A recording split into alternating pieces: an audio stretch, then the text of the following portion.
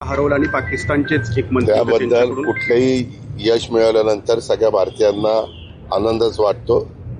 त्याबद्दल त्यांचं अभिनंदन, त्यांना शुभेच्छा. पण त्याचबरोबर एक वर्ग भारतात असाही आहे की ह्यामध्ये पाकिस्ताननी मध्ये ज्या काही कुरघुड्या केल्या आणि ऑपरेशन सिंदूर आपल्याला करावं लागलं, त्याच्यामध्ये खेळायलाच नको होतं असा म्हणणाराही वर्ग आहे. तेव्हा मी मागेही सांगितलं की दोन मतप्रवाह आहेत. ज्यांच्या घरातली व्यक्ती गेली त्यांच्या जवळच्या सगळ्यांचं म्हणणं होतं की हे सातत्यानं कुरघुड्या करतात, ह्यावेळेस ते करायलाच नको होतं. काहींचं म्हणणं की ह्याच्यामध्ये खेळ आणायला नको होता. असे वेगवेगळे मतप्रवाह आहेत. शेवटी आता ह्या सगळ्या गोष्टी झालेल्या आहेत आणि सामने पण संपलेले आहेत. दादा, खरं तर आता पूरग्रस्तांना मदत दिली जाते. जे निकष लावलेत त्यात कुठेतरी वाढ होईल का? कारण काय निकष लावले? जे एनडीआरएफचे जे निकष आहेत मदतीचे ते वाढतील का? कारण शेतकऱ्यांचं मत असं आहे की शेतीला आम्ही सध्या उद्या का हे सगळे निर्णय कॅबिनेटला होतात. उद्या लोकांनी निवडून दिलेल्या आमदारांच्या मधनं जे मंत्रिमंडळ अस्तित्वात आलेलं आहे ते देवेंद्र फडणवीस साहेबांच्या नेतृत्वाखाली उद्या ह्याच्याबद्दलचे निर्णय सकारात्मक घेईल. आगामी महापालिका निवडणुकीवरून आता राजकारण होऊ लागलं. या संदर्भामध्ये मी अनेकदा पण सांगितलं, मुख्यमंत्र्यांनी पण सांगितलं की हे जे काही आहे त्याच्यात लोकांच्या ज्या अपेक्षा आहेत त्या अपेक्षा काही असं काही त्यांना आता सगळं द्यावं लागणार आहे की त्याच्यातून त्यांना पुन्हा एक वाटलं पाहिजे की सरकार आपल्या पाठीशी आहे, आपण आता ह्याच्यातनं बाहेर पडू शकतो. अशा पद्धतीचे निर्णय आम्ही त्याच्यात घेणार. बच्चू कडू म्हणतात की अजितदादांनी इतकी सोंग केलीत की आता सोंग घ्यायला राहिलंच नाही. मला काही त्याच्याबद्दल बोलायचं नाही. काय तुम्ही म्हणा माझ्याकडनं काहीतरी ऐकणार, लगेच बच्चू कडूला जाऊन अजित पवार तुमच्याबद्दल असे बोलले, तुमचं काय म्हणणं आहे? मला ते तसलं आज हे असली चर्चा करण्याचं कारण नाही. आज अडचणीतल्या शेतकऱ्याला मदत करणं हे प्रत्येकाचं काम आहे आणि त्यातल्या त्यात सरकार म्हणून सरकारचं त्याच्यामध्ये जास्त महत्वाची जबाबदारी पार पाडली पाहिजे. पुणे नाशिकचं आता पीएमआरचे संपादन करतो. मी तुम्हाला सांगितलं ना, काही जण तुम्ही काय होतं, तुमचे प्रश्न संपत आले ना की अमुक असं म्हणतंय तमुक कसं म्हणतं.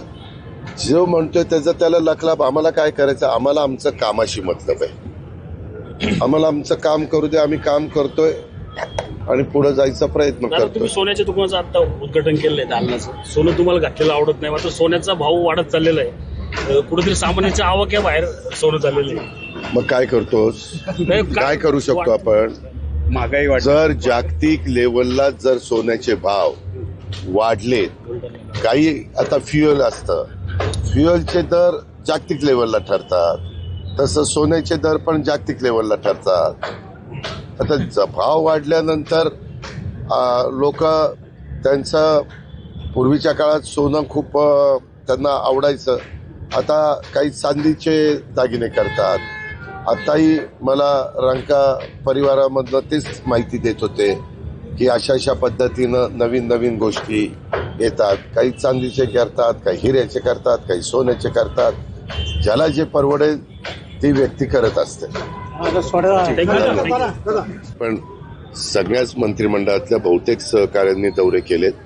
अनेक ठिकाणी नागरिकांचा रोष पाहायला मिळाला, शेतकऱ्यांचा नाराजी पाहायला मिळाली, विरोध पाहायला मिळाला, राग पाहायला मिळाला. अशा पद्धतीचा पण अनुभव हा अनेकांना आलेला आहे. अर्थात साहजिकच माणसाचं ज्यावेळेस सगळा घरदारच उद्ध्वस्त होतं, सगळी शेतीवाडी उद्ध्वस्त होती, सगळी जमीन खरडून जाती, त्यावेळेस ह्या गोष्टी मनुष्य स्वभावामुळे त्यांच्या मनामध्ये येतात.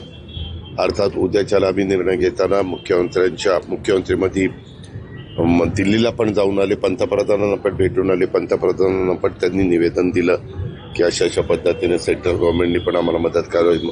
अमित शहा साहेबांना पण मुंबईत असताना त्यांनी विनंती केली. ह्या प्रकारे तिकडनंही आम्ही प्रयत्न करतोय. आणि आता अनेक डिपार्टमेंट म्हणजे ॲग्रिकल्चर डिपार्टमेंट असेल, आपलं ऊर्जा डिपार्टमेंट असेल, रेव्हेन्यू डिपार्टमेंट असेल, आपलं इरिगेशन डिपार्टमेंट असेल, जिल्हा परिषद असेल त्या भागातली, अशा अनेक विविध डिपार्टमेंटची मदत हे पूर्ववत परिस्थिती करण्याच्या करता लागणारे RDD असेल त्याच्याबद्दलचे उद्या सूचना दिलेल्याच आहेत, परंतु अजून काही गोष्टी तिथं समोर येतील आणि त्याच्याबद्दलचे पण निर्णय सरकारतर्फे घेतले जातील. ओला आता परत 7.5 मीटरचं केलंय, त्यामुळे काही शेतकऱ्यांचा विरोध होतोय, त्याच्यामध्ये लोकांमध्ये संभ्रम निर्माण झाला. आपल्याला ज्या पद्धतीनं वाहनं वाढलेली आहेत ते बघता हे रस्ते अरुंद पडतात, त्याच्यावर रुंद करण्याच्या करता नाईलाजास्तव शेतकऱ्यांच्या जमिनी घ्याव्या लागतात. तिथं जर सरकारची जमीन असती, पहिलंच जर जास्त ॲक्विजिशन केलं असतं तर ही वेळ आली नसती. कारण तुम्ही बघा हे ट्रक एक 22 चाकाचे, 24 चाकाचे, ते कंटेनर काय, ट्रक काय हे असतात. आगामी महापालिका निवडणुकीच्या अनुषंगाने मनसेनं फक्त रॅम्प थोडा हलवा थोडाफार, आम्ही म्हणत नाही तुम्ही कुठला करू रॅम्प? नका, फक्त रॅम्प कसला रॅम्प? एलिव्हेटेड कॉरिडॉर नवीन एलिव्हेटेड अहो त्याच्यामध्ये जमीन कमी जावी म्हणून आपण वरून फ्लायओव्हर करतोय का, तर खालनं पण आता तरी 4 लेन आणि वरनं 4 लेन, पण खालनं 6 लेन करायचं आहे. मध्ये माझ्या उपस्थितीत मिटिंग झाली, परंतु ते 6 लेन करायला तेवढी जागाच आपल्या ताब्यामध्ये नाहीये. जिथं जागा ताब्यात आहे तिथपर्यंत ठीक आहे, परंतु सुरुवातीपासून तळेगावपासून चाकणपर्यंत सगळी जागा ताब्यात नाहीये. त्याकरता ॲक्विजिशन करावं लागेल आणि पुढं 30 लेन जर 6 लेन शिक्रापूरपर्यंत घेऊन जायचं असेल तरी करावी लागेल. वरनं 4 लेन होईल, खाली 6 लेन होईल, असा 10 लेन झाला तर 5 लेन जायला आणि 5 लेन यायला होती. संजय राऊत म्हणतायत की दिल्लीच्या हरवलं आणि पाकिस्तानचेच एक मंत्री होते त्याबद्दल त्यांच्याकडून कुठलंही यश मिळाल्यानंतर सगळ्या भारतीयांना आनंदच वाटतो. त्याबद्दल त्यांचं अभिनंदन, त्यांना शुभेच्छा. पण त्याचबरोबर एक वर्ग भारतात असाही आहे की यामध्ये पाकिस्ताननी मध्ये ज्या काही कुरघुड्या केल्या आणि ऑपरेशन सिंदूर आपल्याला करावं लागलं, त्याच्यामध्ये खेळायलाच नको होतं असा म्हणणाराही वर्ग आहे. तेव्हा मी मागेही सांगितलं की 2 मतप्रवाह आहेत. ज्यांच्या घरातली व्यक्ती गेली त्यांच्या जवळच्या सगळ्यांचं म्हणणं होतं की हे सातत्यानं कुरघुड्या करतात, ह्यावेळेस ते करायलाच नको होतं. काहींचं म्हणणं की ह्याच्यामध्ये खेळ आणायला नको होता. असे वेगवेगळे मतप्रवाह आहेत. शेवटी आता ह्या सगळ्या गोष्टी झालेल्या आहेत आणि सामने पण संपलेले आहेत. दादा, खरं तर आता पूरग्रस्तांना मदत दिली जाते, जे निकष लावले त्यात कुठेतरी वाढ होईल का? कारण काय निकष लावले? जे NDRFचे जे निकष आहेत मदतीचे ते वाढतील का? कारण शेतकऱ्यांचं मत असं आहे की शेतीला आणि सध्या उद्या का हे सगळे निर्णय कॅबिनेटला होतात. उद्या लोकांनी निवडून दिलेल्या आमदारांच्या मधनं जे मंत्रिमंडळ अस्तित्वात आलेलं आहे ते देवेंद्र फडणवीस साहेबांच्या नेतृत्वाखाली उद्या याच्याबद्दलचे निर्णय सकारात्मक घेईल. दादा, आगामी महापालिका पुराच्या वरून आता राजकारण होऊ लागतं. तच हे सगळं त्यांचे जे काही सहकार्य करायचंय ते सहकार्य करण्याचं आमचं नियोजन आहे. दादा, मदतीचे जे निकष जे आहेत ते निकष कसे पुरणार? हा? 233 कोटी रुपये, जे 37 लाख जे शेतकरी आहेत त्याला कसे पुरणार? कुणी सांगितलं तुला? तुम्ही कोण? तुम्ही कृपा करून सांगतो, खरंच खूप जणांना काही माहिती नसतं आणि काही पण अर्थात तुम्हाला तो प्रश्न विचारायचा अधिकार आहे. मागच्या काळामध्ये जो पाऊस झालेला होता मागे, ह्या पाऊस म्हणजे आत्ताचा जो स्पेल आला त्याच्या आधीच्या काळात, त्याचे सगळे मिळून ते 2200 कोटी रुपये वर काही लाख, 2200 कोटी, 200 वगैरे नाही, 2200 कोटी रुपये दिलेले आहेत. आणि आता तातडीची मदत मग 5,000 रुपये ज्यांचं नुकसान झालंय, 5 किलो तांदूळ, 5 किलो गहू. आता लोक पण वेगवेगळ्या पद्धतीनं त्यांची मदत, जी आपली महाराष्ट्राची परंपरा आहे त्या प्रकारे तेही करतायत. पण आता त्यांचे जसे जसे प्रस्ताव जिल्हाधिकाऱ्यांच्याकडनं मंत्रालयामध्ये येतील तसं तसं आपत्ती व्यवस्थापन आणि मदत पुनर्वसन व्यवस्थापनाकडनं मदत ही तातडीने दिली जाणार. दादा, आता फक्त आपण अँब्युलन्स या ठिकाणी अडकली. दादा, आपण चाकणचा मागेही दौरा केलेला होता. वेळोवेळी इथला प्रश्न आहे. आताही आपण अँब्युलन्स आवाज येतो, ट्रॅफिकमध्येच अडकलेला आहे. कधी मी आपल्याला सांगतो, तुम्ही जरा जाऊन बघा. मीटिंग झाल्यानंतर आपण तिथले ट्रान्सफॉर्मर, तिथले लाईटचे खांब चाकणच्या पण चौकात जाऊन बघा. जे पुढे आलेलं होतं ते सगळं अतिक्रमण काढलेलं आहे. आता पाऊस थांबण्याची गरज आहे. पाऊस थांबल्या आज पण त्याची बैठकीमध्ये चर्चा झाली. PMRD, PWD, MIDC आणि नॅशनल हायवे आणि आपला ह्याचा PWD ह्या सगळे विभागांच्यावर जी जबाबदारी टाकलेली आहे का त्यांची जो काही हद्द आहे त्या हद्दीतली सगळी कामं सुरू त्या ठिकाणी ताबडतोब होतील. पाऊस थांबणे, कारण पावसात डांबर टाकल्यानंतर ते डांबर टिकत नाही आणि सगळं लगेचच खराब होतं. पुन्हा आपल्याला जे पाहिजे ते साध्य करता येत नाही. त्याकरता जे पाऊस असताना कामं करता येऊ शकतात ती कामं पहिल्यांदा हातामध्ये घेतलेली आहेत. ती कामं चालू आहेत. बरीचशी कामं पूर्ण झालीत. माझ्याकडे फोटो देखील आहेत, तुम्हाला दाखवायला पाहिजे असतील तर. आणि बाकीची मात्र आता म्हणतात हा म्हणजे रेड अलर्ट वगैरे जाहीर केलेला आहे. हा एकदा रिटर्न मान्सून गेल्यानंतर बऱ्याच अंशी पाऊस थांबेल आणि मग ही कामं ताबडतोब सुरू केली जातात. दादा अडचणींना सामोरं जावं लागतं. मी आता 4-5 जिल्ह्यांचा दौरा केला. तिथं मी लाडक्या बहिणींना, माझ्या माता मायबाऊलींना विचारत होतो, तर बहुतेकांनी KYC केलेली आहे. कुठंतरी हा जनतेचा पैसा आहे, सरकारचा पैसा आहे. चुकीच्या पद्धतीनं जाऊ नये. जो लाभार्थ्याला द्यायचा तो त्याच्या अकाउंटला जावा म्हणून ह्या सगळ्या गोष्टीचा वापर करून आता मागे देखील आपण ज्यावेळेस एखाद्या योजनेत पैसे देत होतो त्यावेळेस ते त्यांच्या हातामध्ये आपण द्यायचो.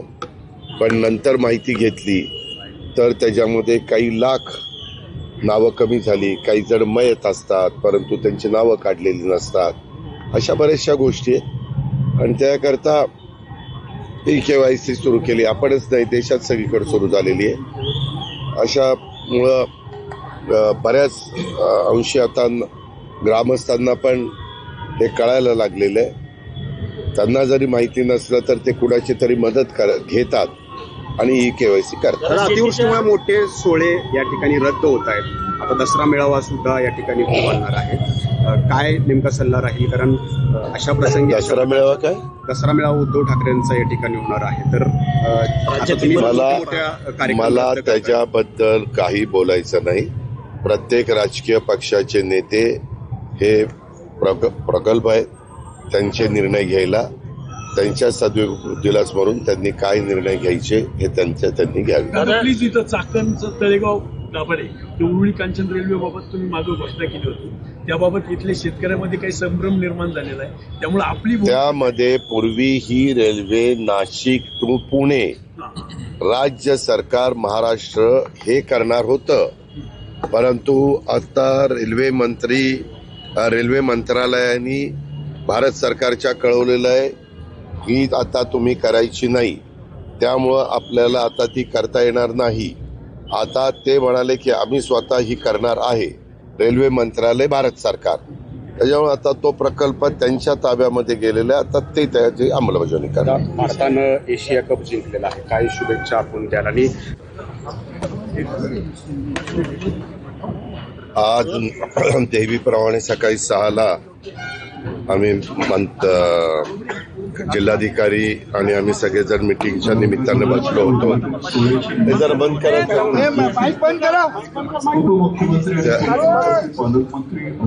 त्यामध्ये तिथल्या मिटिंग झाल्यानंतर त्याच्यामध्ये 3 ठिकाणचं प्रेझेंटेशन दाखवलं गेलं. त्याच्यात काही बदल मी सुचवले.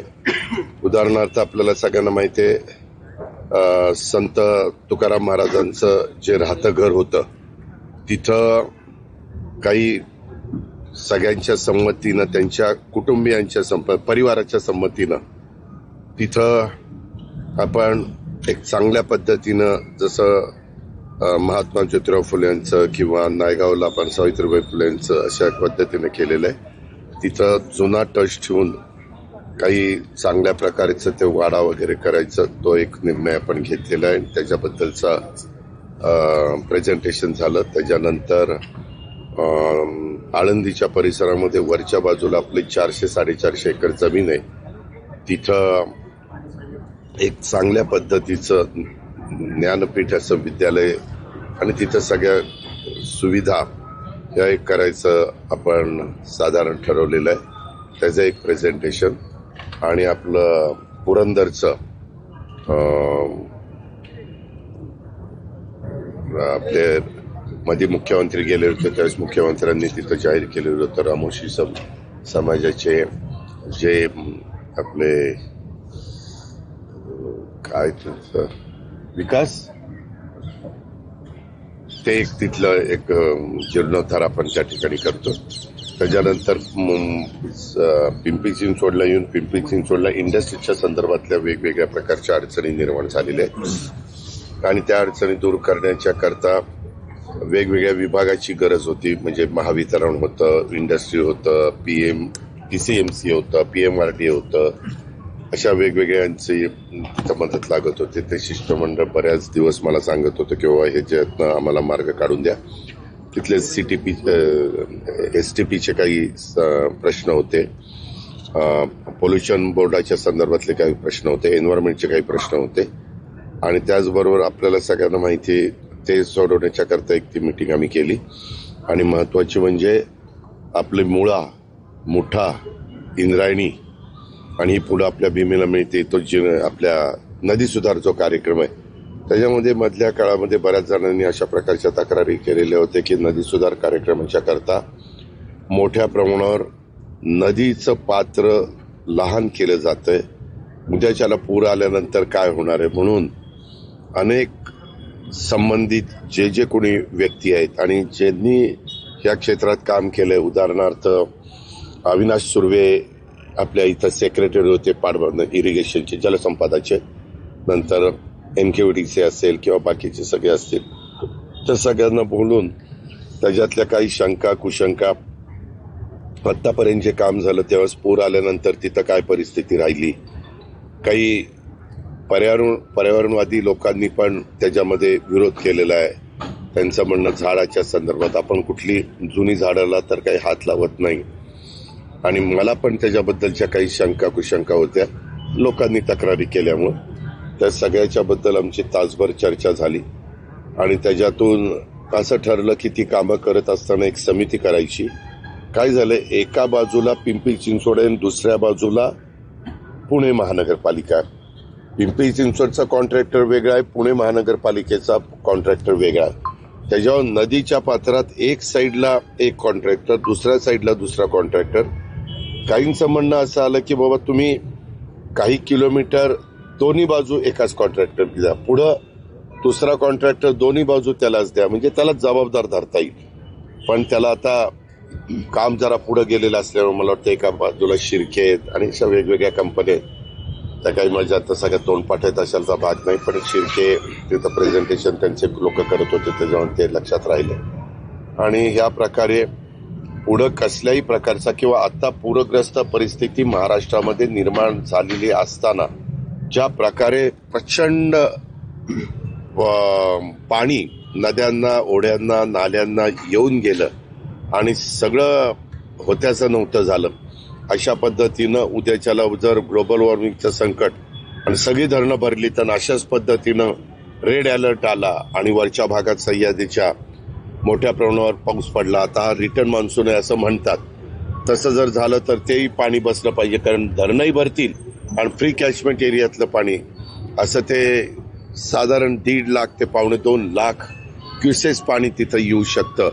आजपर्यंत गेल्या अनेक वर्षाचा अनुभव लक्षामध्ये घेता तर ते पाणी तिथं बसेल का ते पाणी उद्याच्याला दोन्ही तीरावर नदी सुधार कार्यक्रम राबवल्यामुळे ते बसणार नाही.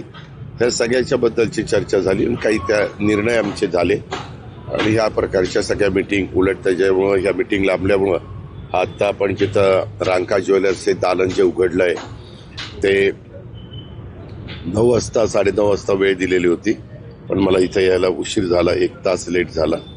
आता मी इथनं मुंबईलाच चाललेलो आहे, कारण 4-5 दिवसामध्ये हे सगळे दौरे झालेले आहेत. त्या दौऱ्यातनं ज्या काही गोष्टी मंत्रालयामध्ये बसून करणं गरजेचं आहे तर दुपारपासून